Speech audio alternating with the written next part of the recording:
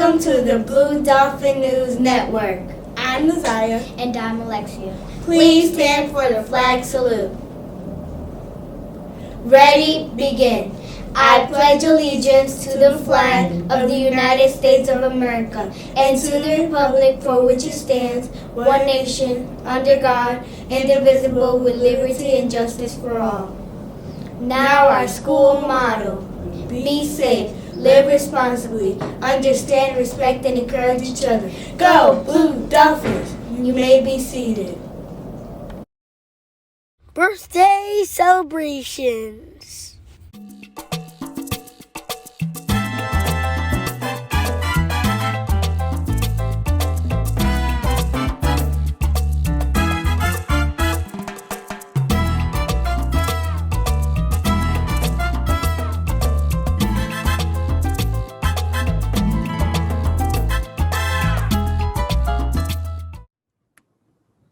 Hello, wonderful third to fifth graders. I hope you're doing super amazing.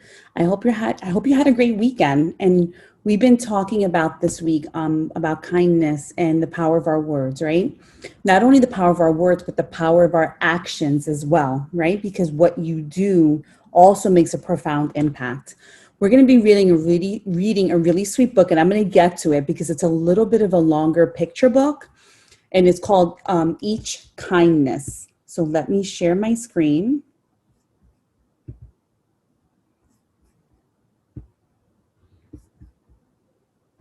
And I'm going to read this to you. Each Kindness by Jacqueline Woodson.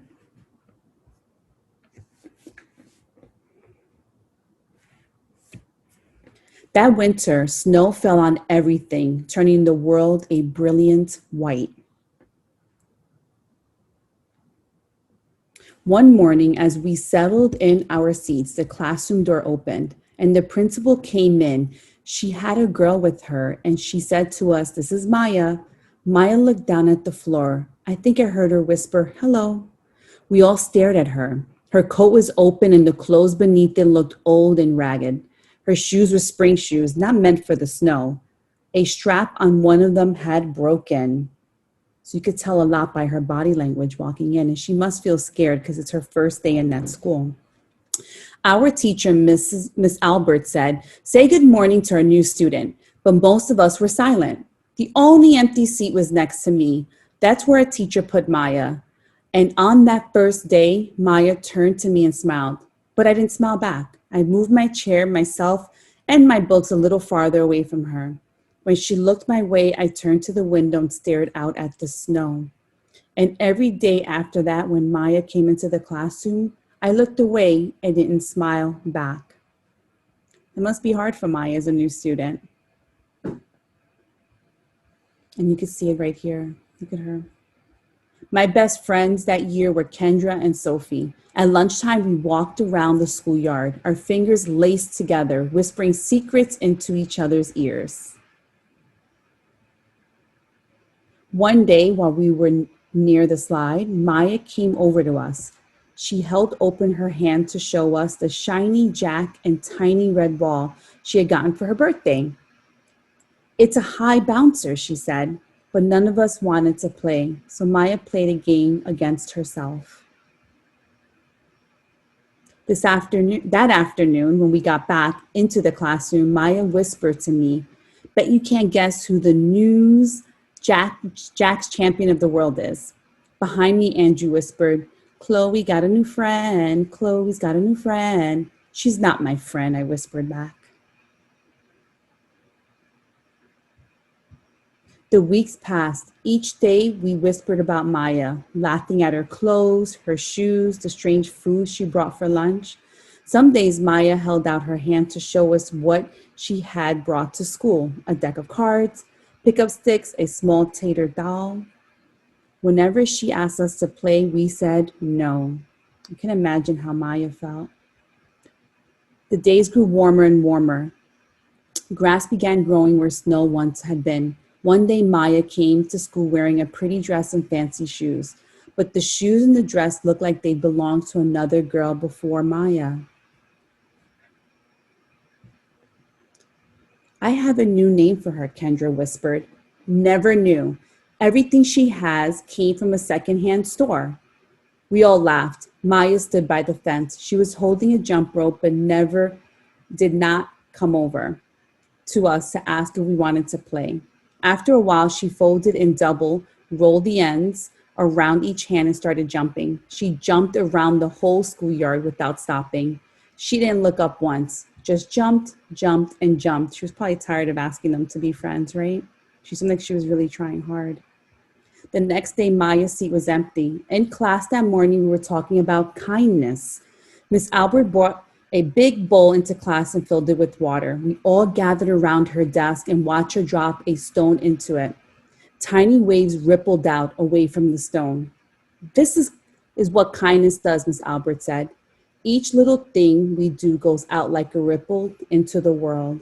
So each one of those ripples are representative of what we do in terms of kindness, right? Then Miss Albert let us each drop the stone in as we told her what kind things we had done. Joseph had held the door for his grandmother. Kendra helped change her baby brother's diaper. Even mean old Andrew had done something. I carried teacher's books up the stairs, he said, and Miss Albert said it was true.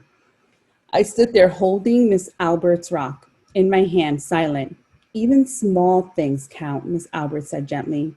But I couldn't think of anything and passed the stone on. She probably had many opportunities to be kind, but she let them go.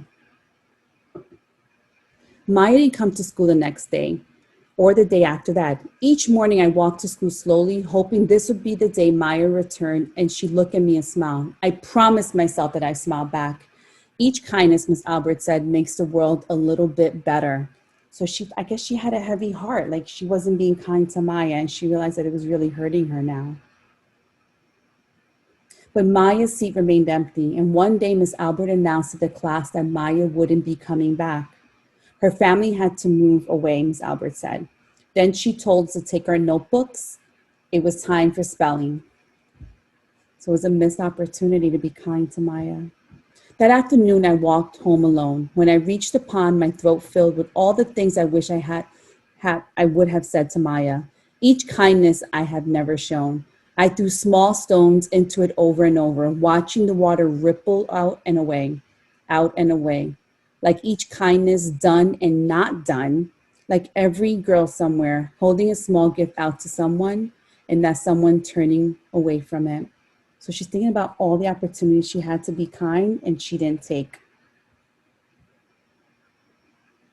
I watched the water ripple as the sun set through the maples, and the chance of kindness with Maya became more and more forever gone.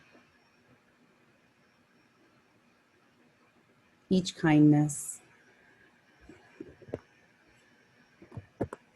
So really, we're thinking about a missed opportunity, right? Where we have a new student that came in who may not have dressed like the other students or may not have looked like the other students, but what a missed opportunity for these children to really allow her to feel welcomed or to feel loved. So I'm just asking you, class, to make sure that you spread kindness to people that you know, spread kindness to people that you do not know. Always make people feel welcomed and loved, because you'll never know when you're going to see them again or when they may need that love, right? Because sometimes we just need a kind word from someone or a kind text message, a kind smile on Zoom, a kind, how are you doing? Or you look great from someone, because you never know what people are going through.